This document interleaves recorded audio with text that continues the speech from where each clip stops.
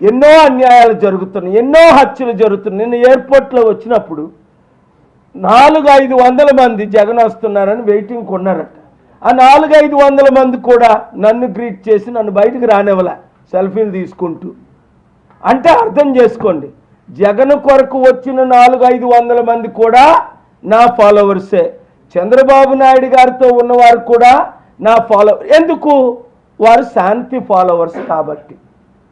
మన తేడాలు మనం పక్కన పెడదాం, రాజకీయాలు పక్కన పెడదాం, శాంతిని ముందుకు తీసుకెళ్దాం, శాంతి దేశంగా మరల పేరు సంపాదిద్దాం, యుద్ధాలన్నీ ఆపి శాంతిని ముందుకు తీసుకెళ్దాం.